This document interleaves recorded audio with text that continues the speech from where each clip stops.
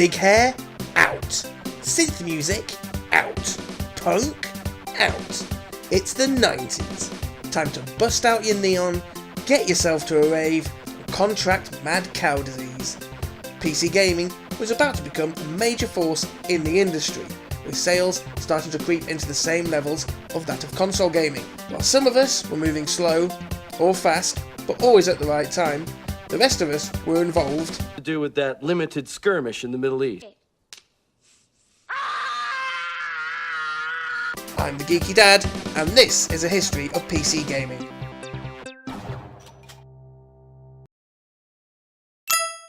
Origin Systems were best known for publishing the Ultima series of games up until this point. However, in 1990, they released the first game in their second great gaming series. Wing Commander was something not really seen till this point in PC gaming history, a big budget release. It's been estimated that the development of Wing Commander was up to 5 times as much as contemporary games, and the industry watched on with keen interest. Wing Commander was a huge success for Origin, becoming an instant bestseller.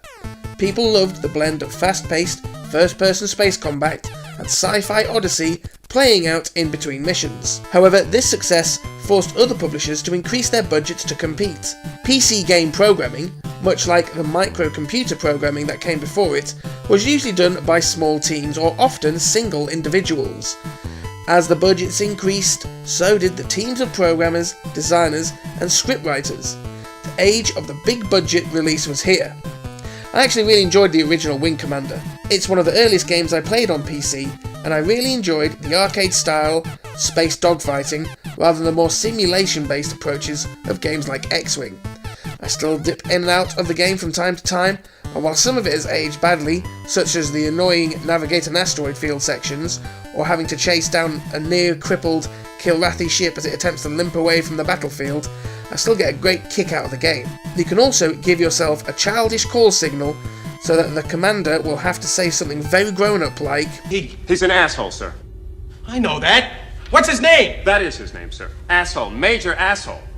Wing Commander became a franchise that spanned 5 main games and numerous spin-offs. There was also an animated series and a film set in the Wing Commander universe. However, the less said about these the better. The series also went on to feature Mark Hamill in possibly his most well-regarded sci-fi acting role. Nope, can't think of anything else he's done in the same genre. You fight like a dairy farmer. How appropriate, you fight like a cow. Insult-based sword fighting wasn't the only thing that LucasArts gave us in 1990. Building on the success of Maniac Mansion, LucasArts turned their attention to another original creation, Guybrush Threepwood, the wannabe pilot. Utilising the work done in the Scum engine, the team at LucasArts could turn their attention to storytelling and world crafting, rather than having to work too closely in coding up a new game from the ground. And what a game they developed. The writing and jokes in this game are airtight. The focus on plot and storytelling really paid off into one of the richest adventure games of the point-and-click era. The Secret of Monkey Island is simply a delight to play, engaging to the last scene, side-splittingly funny. The third superlative I'm going to throw this game's way is to do with their characters. Melee Island is full of wonderful characters. You know the quality of the characterization is good when the smaller side characters are so memorable. Just like in The Simpsons, fans of Monkey Island will remember characters such as Stan, Captain Smirk, or the cannibals of Monkey Island. Personally, I came to Monkey Island later in my life. As a younger man, I didn't want to play the game because it didn't have a talking soundtrack. I didn't play computer games to read. I was such a fool.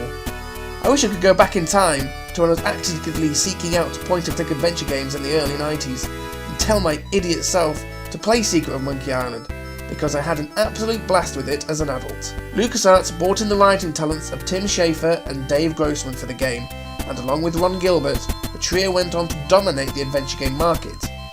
The reception to the game at the time was very positive.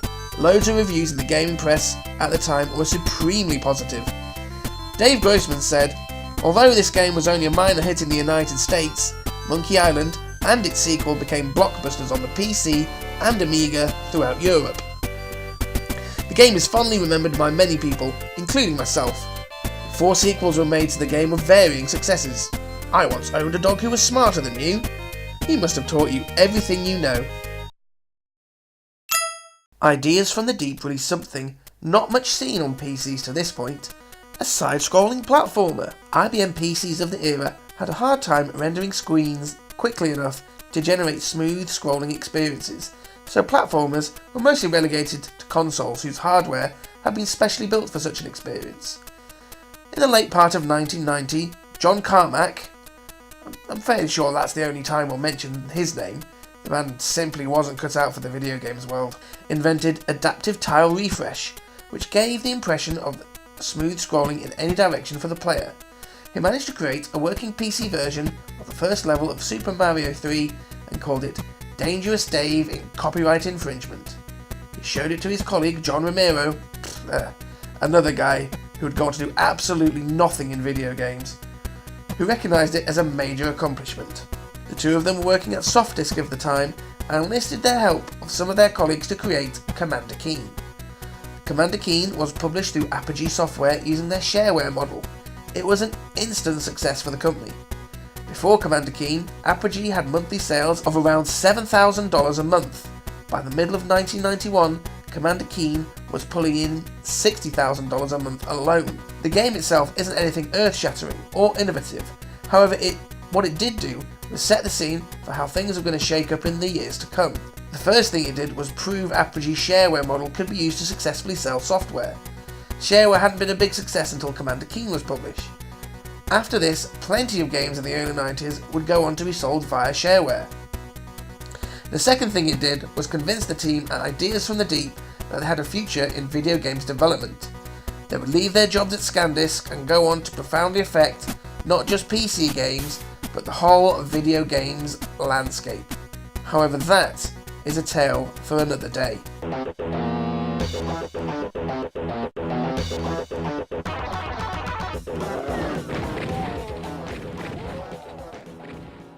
So there we have it, all the games worth talking about in 1990. And there are some classics there to be sure. Did you play Secret of Monkey Island when it originally came out? What about the shareware hit Commander Keen? Perhaps like me, you're a great fan of Wing Commander. Please leave me a comment down below. Also, please give the video a thumbs up, and if you haven't already, please subscribe to the channel. And I'll catch you all in the next video.